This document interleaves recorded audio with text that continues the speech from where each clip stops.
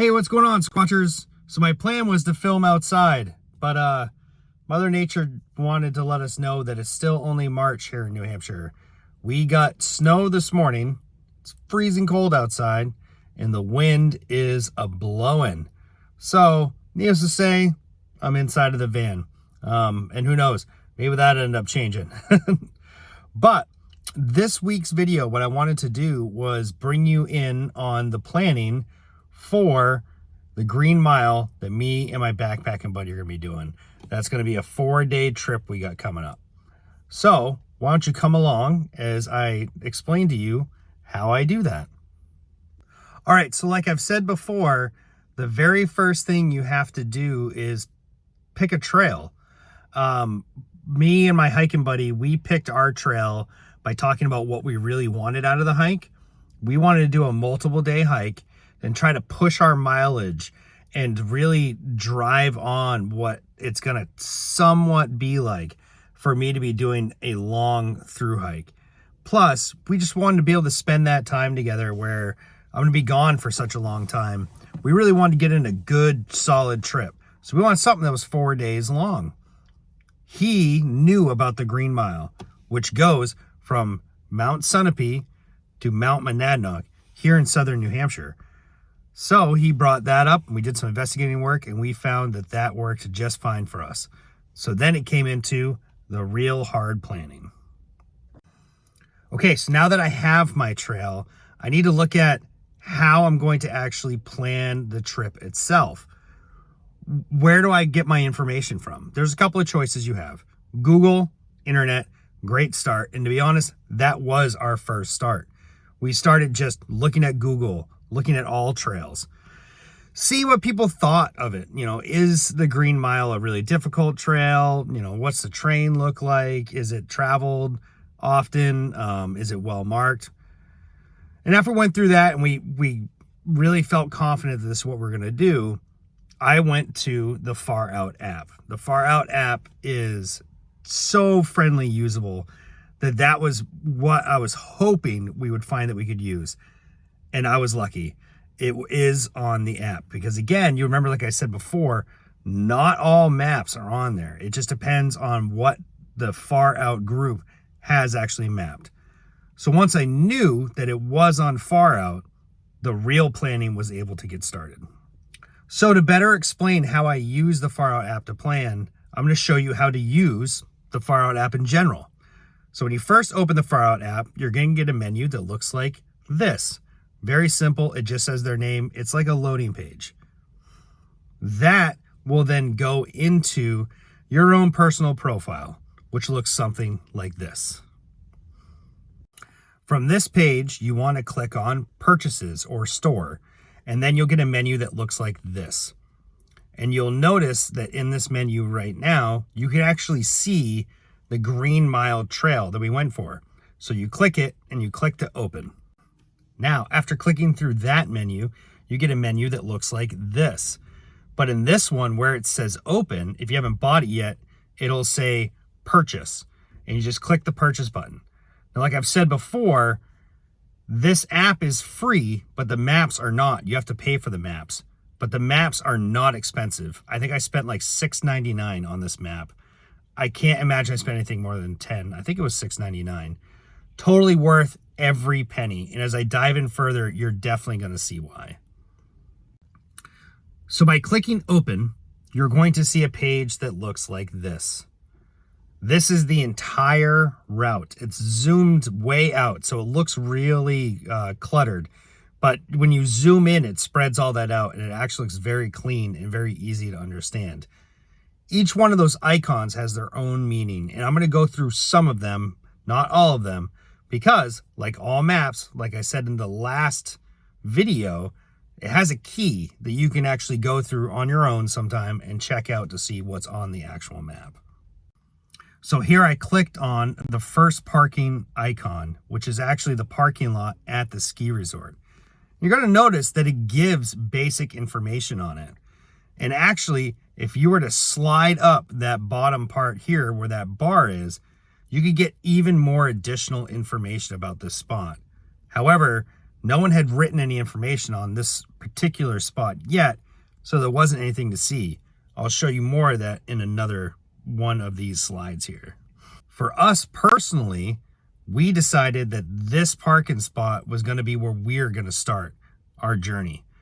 It's easy to get to. There's plenty of space.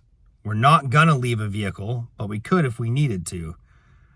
But instead, we're just going to get dropped off because we're not that far from home.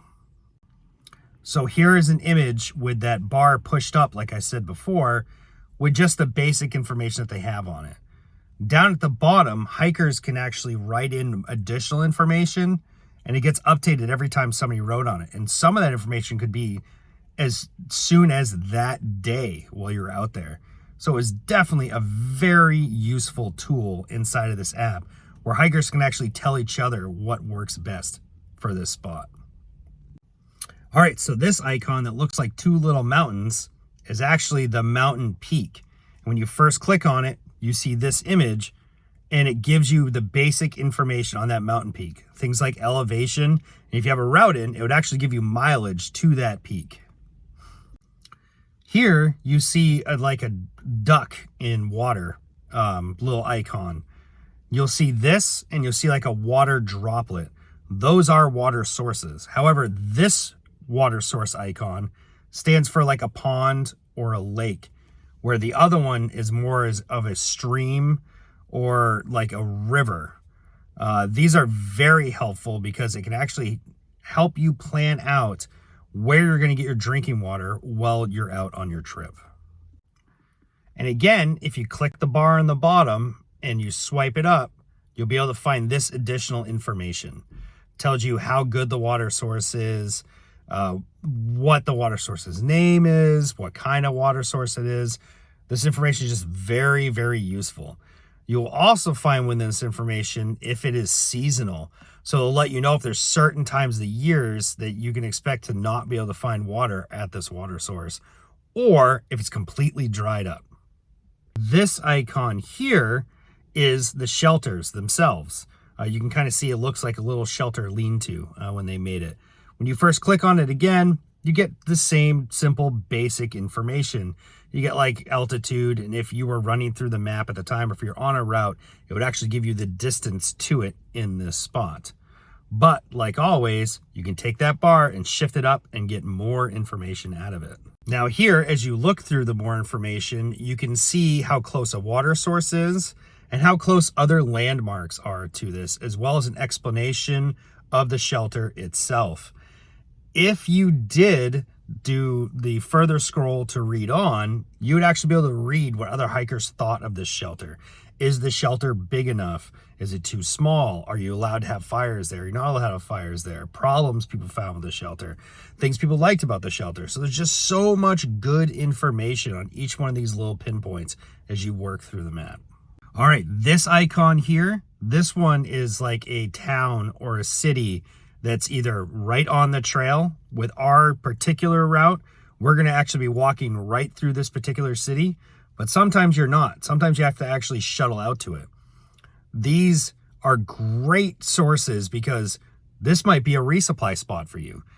Maybe this is where you have to plan on how to get to in order to get more supplies, or get rid of the garbage that you're carrying, or get into town to just forever you want, even just for a burger and a beer.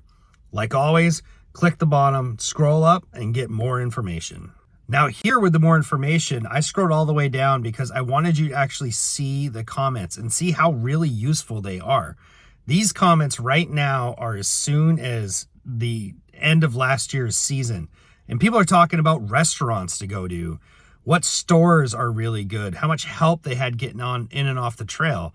I mean, there's just so much useful information in there that it's definitely worth taking the time, reading people's comments, and seeing how that will affect whatever decisions you are making, and if you will even go to town or not. They're just so super and so helpful. Okay, so now you have a basic understanding of what's in the app as far as the map is concerned and what the different icons mean. But now, how do you actually create a route? How do you use this so that you can navigate yourself through it? Well, in order to do that, you're going to want to look on this side menu. You're going to see a hammer and a wrench.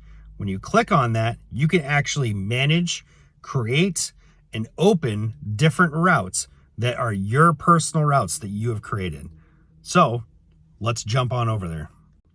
Okay, so once you click on that icon, this menu pops up. And from here, where you're going to want to choose is create a route. From there, you want to go to the map itself, and where you want to start, you just tap with your finger and you'll see this little pin show up in your map that says new route. That means your route has started. From there, you want to then tap down on the map where you want to end this route, and you'll see a new pin will come onto the map. And then the area between the pins will be highlighted along with information on mileage and altitude of that route. And then you just save that route and put it under a name that you'll remember that that's what the route is for. And there you go. You have your first saved route. Once your route is saved, you go through the same process you did before by clicking on that little icon and bringing that original menu back up. And now you just click on Manage Saved Routes, and you can access that route again. I'm going to click on that, and I'm actually going to show you the saved routes that I have for our trip through the Green Mile. So when you opened the Manage Save Routes, you're going to get a menu like this one, where it shows every route that you have saved. And you can see by looking at it, you can see every single day that I have saved, all 4 of them. Now, when we did our research on the Green Mile, what we found is that they don't want you staying anywhere else except for the shelters. They don't want you to stealth camp at all. So that is why when you look at ours, the mileage is actually based shelter to shelter. So some of the mileage isn't exactly even. We have one day that's almost a 20-mile day, and then the next day is 8. However, the next day is also going straight up Mount Monadnock. So that's going to be a tough day anyways after all that trekking. But what I'll do is every day I'll move into a different route when I wake up, and we'll just navigate using this system and making our way through the route itself. So to navigate through, you just click on the route you want. So you click on Route 1 or Day 1, and this open menu will pop up, and you click Open. And here you see the first day's route from start to finish in the highlighted form on the map. Here's the same thing. I just zoomed in a little farther to kind of get a better look so everything wasn't all jumbled together. But as you can see, it's clearly definitive on the map.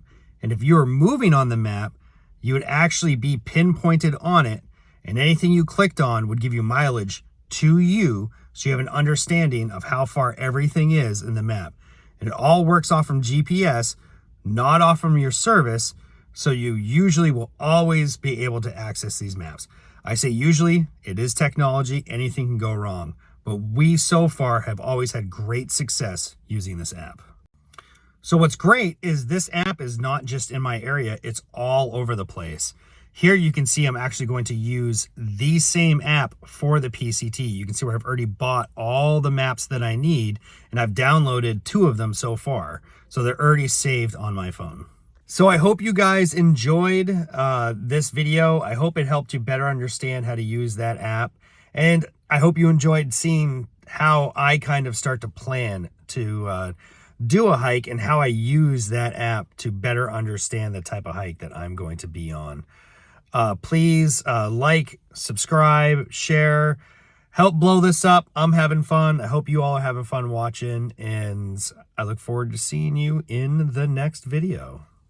See you later, Squatchers.